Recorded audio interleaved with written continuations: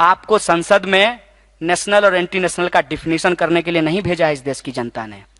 शिक्षा मंत्री को भेजा है शिक्षा की नीति बनाने के लिए, और प्रधानमंत्री को भेजा है इस देश का विकास करने के लिए, संविधान को मजबूत करने के लिए, लोकतंत्र को आगे बढ़ाने के लिए भेजा है, ना कि आप लोकतंत्र को लोकतांत्रिक संस्थाओं में बैठ करके कमजोर करें, इसलिए आपको भेजा गया। ये कैसा समाज हम बना रहे हैं, ये कैसा मुल्क हम बना रहे हैं। कहा जा रहा है कि विद्यार्थी लोग अननेसेसरी मोदी जी के खिलाफ बोल रहे हैं। क्यों बोलेंगे मोदी जी आपके खिलाफ? आपसे कोई व्यक्तिगत दुश्मनी नहीं है। मैं मानता हूं कि आप भी एक गरीब परिवार से चल करके प्रधानमंत्री देश के बने हैं। हम भी तो उसी गरीब की बात करते हैं, उसी के हक और अधिकार की बात करते हैं। आप हमारा हक और अधिकार दे दीजिए, आपसे हमारा कोई झगड़ा नहीं है। 15 लाख रुपए हमारे अकाउंट में भेज दीजिए।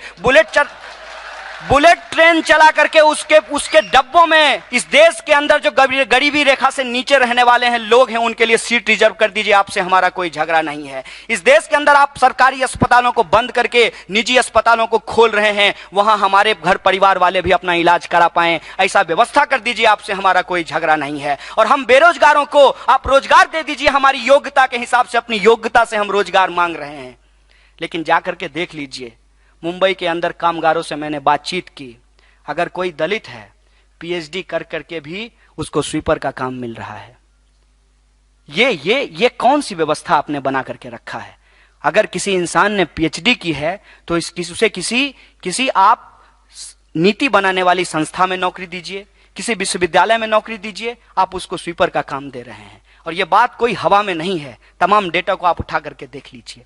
जिसकी जितनी योग्यता है उसको उस हिसाब से रोजगार दे दीजिए। अगर रोजगार नहीं दे पाते तो अपने रेफरी से ही सीख लीजिए, अपने मालिक से ही सीख लीजिए। अमेरिका और यूरोप के अंदर जो बेरोजगार लोग हैं, सरकार का काम है उनको रोजगार देना। अगर सरकार रोजगार नहीं दे पाती है तो एक एक बेरोजगारों को बेरोजगारी भत्ता देती है। और आपको सुनकर के आश्चर्य होगा, हमारे पुलिसकर्मी लोग यहाँ खड़ा हैं, आपको जितना वेतन मिलता है उतना बेरोजगारी भत्ता मिलता है अमेरिका के अंदर बेरोजगारों को। आप कहते हैं कि हम दुनिया का सबसे ताकतवर मुल्क भारत को बनाएंगे। कौन कहता है कि नहीं बनाइए? बनाइए, लेकिन कैसे बनाएंगे? कैसे समाज की परिकल्पना आप करते हैं? आप ऊंच नीच की परिकल्पना अगर समाज में करते हैं तो मान लीजिए कि आपका शरीर देश है और आपका नाक अगर सिर्फ लंबा हो जाए तो आप संतुलित विकास नहीं कर रहे हैं। इस देश के अंदर आप घूम घूम करके देखिए, एक तरफ लोग 5-5 लीटर अपने वॉशरूम में पानी बहा देते हैं फ्लश करके, और दूसरी तरफ 5 लीटर पानी लेने के लिए लोग 20 किलोमीटर चलते हैं। ये इस देश की सच्चाई है। जिसके पास पैसा है वो बोतल बंद डब्बों में पानी पीता है।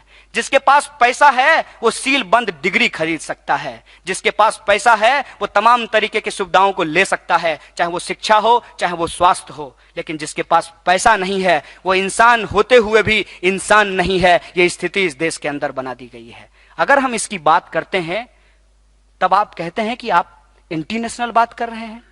अगर देश के लोगों के हक और अधिकार की बात करना एंटी नेशनल है तो आप कौन सा नेशन बनाना चाहते हैं? इसका मतलब यह है कि एक आप ऐसा नेशन बनाने की कल्पना रखते हैं जिसमें लोगों के लिए कोई जगह नहीं होगी। इसीलिए आज शिक्षा को बेचा जा रहा है। और शिक्षा अगर बिकेगी तो क्या होगा? आप सब में से बहुत सारे लोग मोबाइल इस्तेमाल करते हैं। जिसके पास जितना औकात होता है उतने का मोबाइल खरीदता है, और जितना पैसा होता है उतने का रिचार्ज कराता है। कल को शिक्षा भी अगर मोबाइल दुकान पे बिकेगी तो जिसके पास जितना पैसा होगा वो उतना ही शिक्षा ले पाएगा। तो हमारे संवैधानिक अधिकार का क्या होगा? हमारे लोकतांत्रिक अधिकार का क्या होगा? ये सवाल हम पूछना चाहते हैं। अगर रिचार्ज के हिसाब से आप शिक्षा का कूपन हमको बेचेंगे तो हम नहीं खरीदेंगे, और हम अंगूठा नहीं दबाने जाएंगे आपके कमल के बटन पे, आपके हाथ के बटन पे, या आपका कोई भी चुनाव चिन्ह हो उस पे बटन दबाने नहीं जाएंगे। उस अंगूठे से हम इस देश के अंदर एक सवाल खड़ा करेंगे कि ये अंगूठा सिर्फ बटन दबाने के लिए नहीं है। ये अंगूठा अपने हक और अधिकार के लिए जो हाथ उठता है, जो मुट्ठी तंती है, उसको बनाने के लिए भी हम इस्तेमाल कर सकते हैं। उस संघर्ष को भी हम आगे बढ़ा सकते हैं। ये बात मैं आपसे कहना चाहता हूं। आज हम इस देश के तमाम जो नौजवान हैं, तमाम जो विद्यार्थी हैं, उनके सामने एक बड़ा सवाल है कि इस देश में हो क्या रहा है। इस देश के जो लोग हैं उनकी स्थिति क्या है। आप तमाम इलाकों में घूमिए, 25% मुल्क का भूभाग सूखे से ग्रसित है। खाने की बात छोड़ दीजिए, पीने तक को पानी नहीं मिलता है। इस देश के अंदर जो किसान हैं, आप उस दर का अंदाजा नहीं लगा सकते। मिनटों में लोग आत्महत्या कर रहे हैं। इस देश के अंदर पल पल दलितों, अल्पसंख्यकों और महिलाओं के ऊपर अत्याचार हो रहा है। इस देश के अंदर अगर आप आदिवासियों के हक की बात करेंगे तो आपको नक्सली बता दिया जाएगा, और अगर आप अपने हक की बात करेंगे तो आपको पुलिस का इन्फॉर्मर बता दिया जाएगा। अगर आप आदिवासी की बात कीजिए तो इनके पास एक स्टिकर है, वो नक्सली आपके पीठ पे चिपका देंगे। अगर आप दलितों के हक की बात कीजिए तो वह स्टिकर नक्सली से बदल करके कास्टिस्ट हो जाता है, उसके ऊपर चिपका दिया जाएगा। अगर आप सबकी बात करेंगे तो वो स्टिकर कास्टिस्ट से बदल करके एंटी नेशनल होता है, जो आपके पीठ के ऊपर चिपका दिया जाएगा। तो ये जो स्टिकर खेलते हैं, इनको मैं बता देना चाहता हूं कि स्टिकर से देश नहीं चलता, स्ट्रेटजी से देश चलता है। आप स्टिकर बेचिए, हम आपके खिलाफ स्ट्रेटजी बना रहे हैं। इस देश को बचाने के लिए स्ट्रेटजी बना रहे हैं। इस देश के अंदर जो एक एक लोग हैं, उनके हक और अधिकार के लिए स्ट्रेटजी बना रहे हैं, और यह स्ट्रेटजी बन करके रहेगा। और उसका एक उदाहरण यह है कि आपने तमाम कोशिश की, आपने तमाम तरीके का जो प्रोपेगेंडा है इस देश में फैलाया, लेकिन सच सामने आया और लोग जान गए कि अब की बार फोटोशॉप की सरकार हमने बनाई है।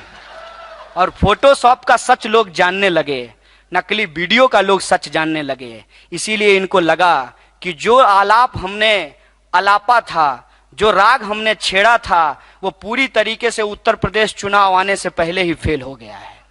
और इनको डर लगने लगा है कि जो लड़ाई रोहित वेमुला ने लड़ी, इस देश के अंदर जो ऑप्रेस्ड को यूनाइट करने की बात की गई, उनसे घबरा करके इन्होंने एक नया सगुफा छोड़ा था, वो सगुफा भी फेल हो रहा है। इसीलिए अब ये डराना चाहते हैं, लेकिन डर से हमको कोई लेना देना नहीं है, क्योंकि हम मान लिए हैं कि अगर इस देश के अंदर आपको जीना है तो लड़ना पड़ेगा। और इस मुल्क में अगर आप अपने हक के लिए लड़ेंगे तो आपको कुछ भी सहना पड़ सकता है, आपको जान भी देनी पड़ सकती है, और हम जान देने को तैयार हैं, क्योंकि हमारा आदर्श रोहित वेमुला है। और इस संघर्ष में चाहे जो भी हो जाए, लेकिन इस देश के अंदर जो संविधान का मूल्य है, जो हमारी प्रस्तावना कहती है, सबकी समानता की बात की जाएगी, सबके लिए न्याय की बात की जाएगी, सबके हक और अधिकार को सुनिश्चित किया जाएगा, और एक धर्मनिरपेक्ष, समतामूलक, समाजवादी भारत की रचना की जाएगी। यही हमारी लड़ाई है, यही हमारा संघर्ष है, और इस संघर्ष में हम आगे बढ़ेंगे। और हमें पूरी उम्मीद है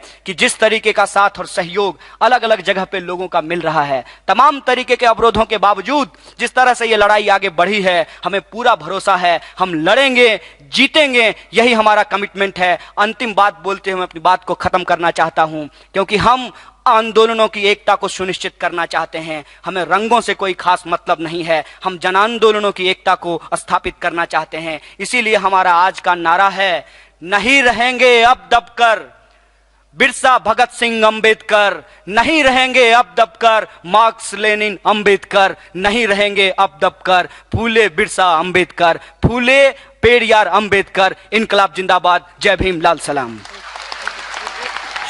एक मिनिट, या ठिकाणी या मंचावर, या सभागृहात उपस्थित असलेले जातीयांताच्या लढाईचे प्रणेते आणि JNU-SU फर्ग्युसन FTI ला आम्हाला साथ देणारे माननीय बाळासाहेब आंबेडकर या ठिकाणी उपस्थित आहेत। आम्ही त्यांना विनंती करतो की त्यांनी ISFचे राष्ट्रीय अध्यक्ष वलीउल्लाह कादरी आणि कन्याकुमार यांना संविधान, आपल्या हाताने संविधान सुपूर्द करावं आणि लढाईची थाप यांच्या खांद्यावर द्यावी।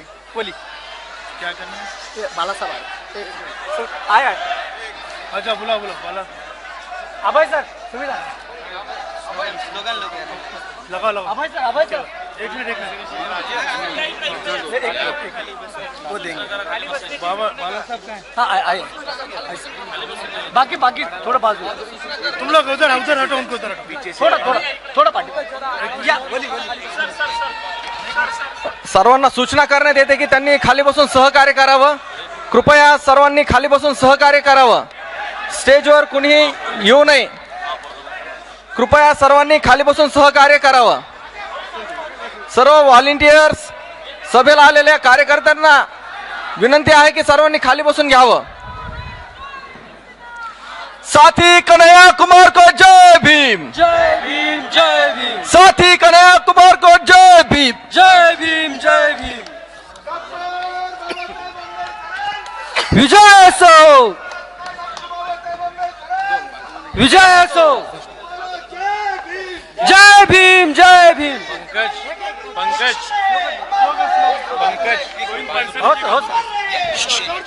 साथियों, एक गुजारिश है कि पुणे के लोगों ने पूरे देश के अंदर एक संघर्ष छेड़ा है और वो संघर्ष एफटीआई से शुरू हुआ, वो संघर्ष फर्गुसन और रनाडे तक पहुंचा है। इसलिए यहां एक बार आजादी का स्लोगन होना चाहिए। इसीलिए आप कहिए, तो हम क्या चाहते हैं?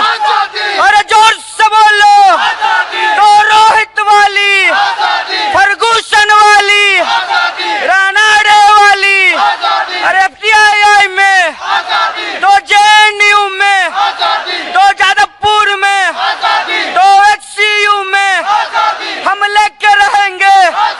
तुम कुछ भी कर लो, है हक हमारी, है जान से प्यारी, है प्यारी प्यारी, तो फूले वाली, अंबेडकर वाली, तो भगत सिंह की हम लेके रहेंगे।